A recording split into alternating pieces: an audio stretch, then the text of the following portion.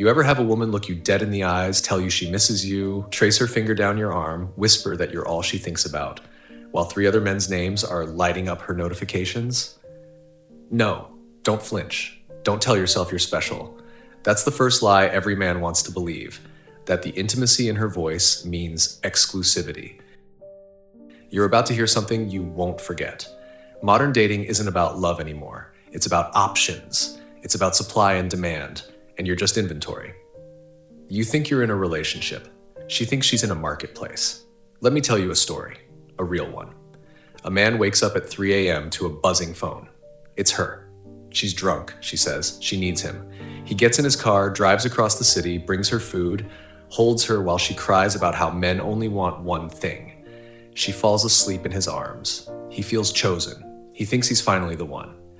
But when she wakes up, her first text is to another man, one who left her on read for a week, one she can't quite forget. You think that's rare? Brother, it's the blueprint. She acts like your girlfriend. She lets you pay, lets you listen, lets you believe, but her loyalty is digital and her heart is for rent. You think you can win her? You think flowers and promises and good morning texts will edge out the competition? You don't get it. You're not in a relationship. You're in an audition. You're not her man.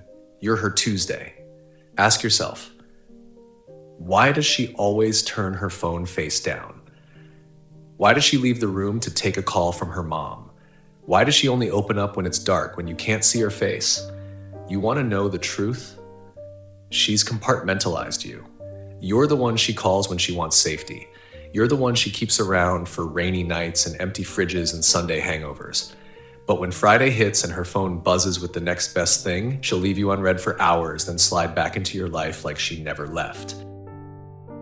You ever notice how she's always busy, but never too busy to watch your stories? She wants you on a leash, wants you warm, wants you waiting. See, in her mind, a boyfriend isn't a person, it's a package. Emotional labor here, sex over there, compliments from you, validation from him, a weekend getaway with another. Modern love, it's a buffet and you're just one dish. She'll ask, why are you so jealous? Why don't you trust me? But she's never really trusted you either.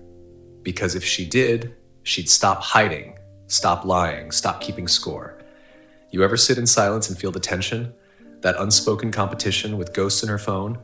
You scroll her IG and you see the hearts, the inside jokes in the comments, the posts she swears are just for fun. But you know there's a message there, one that isn't for you. Here's the part that'll piss you off. She knows you know. She counts on your silence. She counts on your fear of being alone. She counts on you being too polite, too hopeful, too addicted. You're not her only man. You're her safest bet.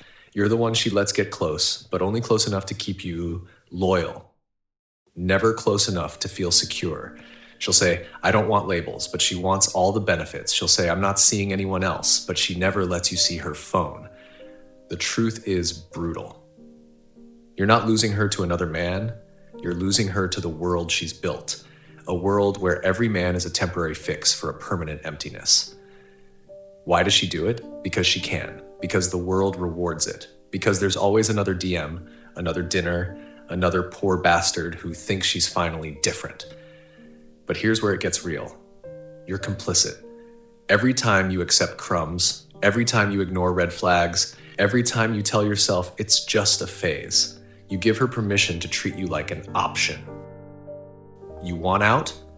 Here's what you do. You stop playing the role. You stop being her part-time boyfriend, her emotional crutch, her on-demand therapist. You stop replying to her 2 a.m. texts. You stop hoping she'll wake up and realize you're the one. You start seeing her for what she is, a master of modern dating, a collector of moments, a juggler of men who are too scared to walk away. And then you walk. No drama, no speech, no let's talk about it. Just silence. Watch what happens. She'll panic, she'll test, she'll send you a memory, a song, a late night hey that sounds like regret, but is really just hunger for attention. Don't bite, don't explain, don't look back. You want to break the cycle, you want to be more than Tuesday at 7 p.m., then stop playing in her circus. Because the moment you walk away, you become the one man she can't replace. You become the one man she can't control. You become the one man who finally said, enough. You know what scares her more than being alone? A man who's alone and happy. A man who doesn't check his phone every 5 seconds. A man who isn't shaken by her coldness. A man who's busy building something she can't sabotage. That's what you need to become. And when you do, you'll realize it was never about her. It was about you. About your standards, about your backbone, about your refusal to be just another name in a rotation. Don't chase the girlfriend act. Chase your own freedom. The next time you feel that urge to double text, to beg for clarity, to wait for her reply, remember, you're not the only one. She's playing a game, and you win by leaving the table. If you feel this, if you know this script was written for you, if you're tired of pretending, then let it rip in the comments. Say it out loud. Don't hold it in, and if you're ready for more truths nobody else has the guts to say, subscribe to the Closure Club. Go be the man who stops accepting auditions and starts living like the main event.